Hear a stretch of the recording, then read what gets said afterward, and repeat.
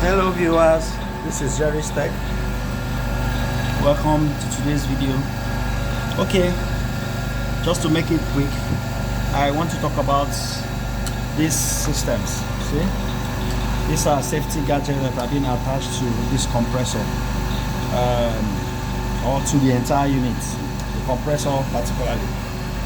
If like this, this is the water pressure switch, high pressure switch, that is high freon, high gas discharge switch, and also this is the low side. Okay, now you can see these are the gauges: suction, discharge, and water pressure. So if the flow of water to the condenser, to this very condenser, is lower than the set range, you see, like this, in this very system, you see we have here that's is 0.5. Don't know if you can see it properly. It cuts out and also cuts in, I think, should be 0.7 there about, or 0.8. Okay, that means this compressor will go off if the water pressure to the condenser is less than 0.5 bar. Okay, so the same thing with the high pressure side. You see, this it's on 20 bar. So if the pressure is higher, the discharge pressure of this system, this is the discharge, this very one, the discharge line, see, if it's higher than 20 bar, it will trip this system, because these three switches are interlocked. They are interlocked, just like joining one to one. So anyone that breaks trips the compressor. So if this switch senses that the pressure is more, if you can see, this is the feed. Sorry, it's too tight. This is the feed pipe. This is the gas pipe to this very switch. So it's sensing. This switch is a mechanical switch, it's spring loaded. So if it senses that this pressure is lesser, is higher than the set point of 20 bar, it goes off. It trips the compressor. So same thing with the water. This is the water line. This is the sensing line. So if it senses that it's lesser than 0.5 bar, it goes off as well. So this is the low side. To me, this is the mother side. So this very one, this is the low side. As you can see, it's been set to, I think, around 0.8 for cut out, and also can cut in at almost 2 bar, or I think, or 1 point something, 1.8 or there, about 1.5. It cuts in. So that means if the suction pressure is lower, it's lower than 0.5, this compressor will go off. And if the pressure goes up again to a certain level, it will come in. And mind you, this also can be regulated. This can be regulated, a set point, but it is not advisable to regulate it except if need be, and it must be someone that is trained for that. So it can be regulated to a different pressure. Maybe your system needs some modification, or your system pass through some modification.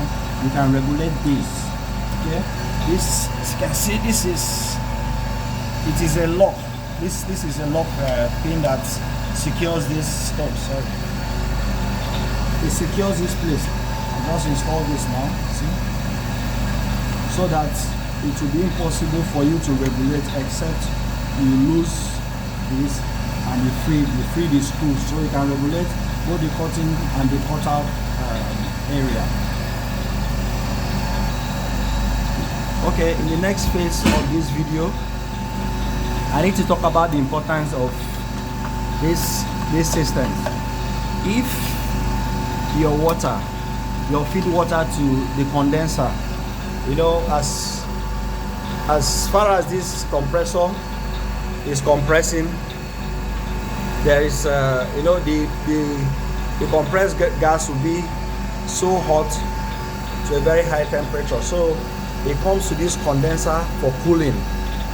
So the water that this switch is monitoring is to cool the gas here before it enters into the liquid line, you can see.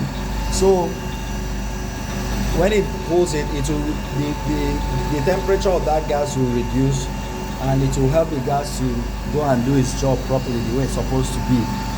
So if you don't have water, the pressure here will continue building and the temperature will be enormous, and it will keep on building up to a point in which it can damage one of the lines. Any weak point can be ruptured, and also the compressor, it's possible for the compressor itself to get damaged if it does not receive the cooling water in the condenser. So that is one. This also monitors the high pressure discharge. If the pressure is more than 20 bar of this system, that is, if the discharge pressure is more than 20 bar, then that means maybe you have an issue with the system, or there is no water in the there's no water to exchange to cool the freon.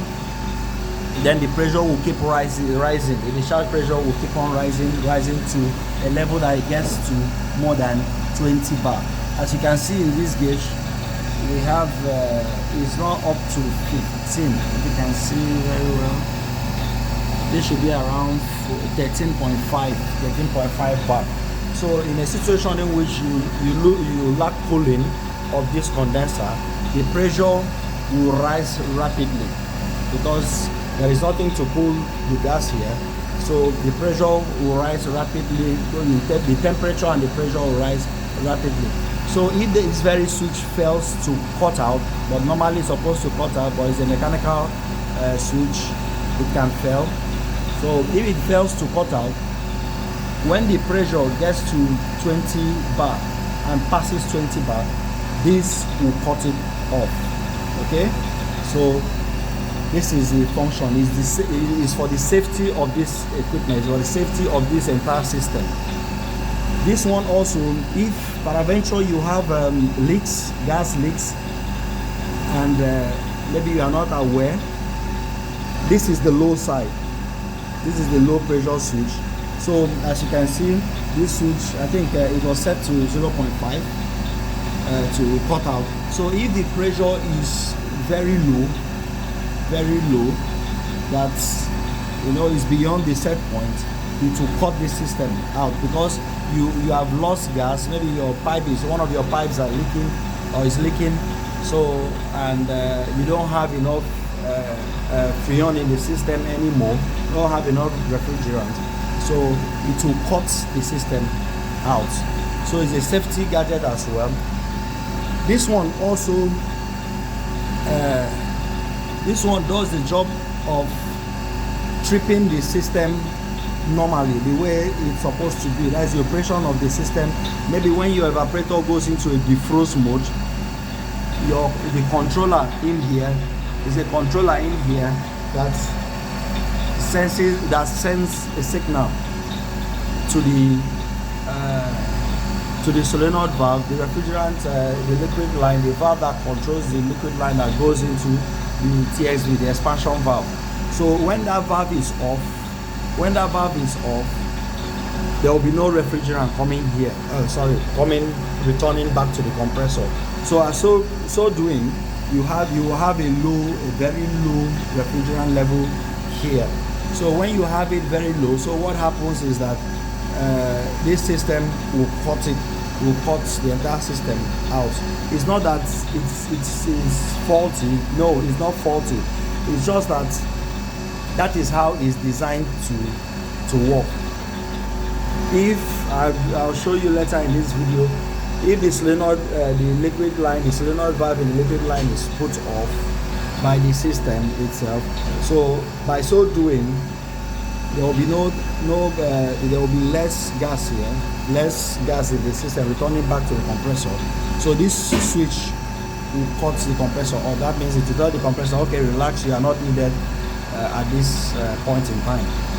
And also, again, if the set temperature of the evaporator, maybe your chiller or your freezer, if the set pressure is up to a required limit, for example, you set your freezer to -10 degrees Celsius. If it's up to -10, what happens is that the controller in here as well senses that it has gotten to -10, and the thermostat also confirms. So the controller will shut the liquid line off as well. When it shuts the liquid line off, there will be no return again to the compressor. So thereby the suction will reduce more and more and trips the compressor until when the liquid line opens again and the return to the compressor, the refrigerant return to the compressor comes back to the compressor. That is when you have this gauge starts rising, and as it rises, this switch will engage itself once more, so the system starts working again. Okay, I'll go now to the freezer unit in order to show you the solenoid valve I'm talking about. Okay guys, this is the solenoid. You can see this is the coil and the valve is under it. You have the expansion valve, so when this one goes off, it restricts the flow of refrigerant back to the compressor. So by so doing, the low pressure side will sense that, so the switch will go off. This can be this is possible when you have a choked evaporator. You have a choked evaporator, and also if the temperature of the units is okay, something like this. See, to the set point, if it gets to the set point, it goes off. Okay friends, in some cases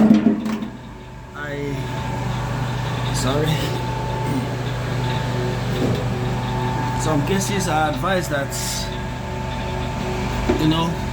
we open this very switch. You open this switch and check if everything is okay in terms of corrosion, the cable, the joints, and also you can see the spring, the tension spring, and check if it's in good shape in order to be sure that your system is fine. If it's not okay, if you find something like corrosion build up, you can as well spray in some penetrating oil, okay, in order to ease the system of the corrosion. Okay, if I was able to make any little sense in this video, or if you learned one or two things, please give me a thumbs up, and also share and subscribe if you have not subscribed. Thank you so much. Thank you for always tuning into Jerry's Tech. Thank you. Okay, see you in my subsequent video. Bye.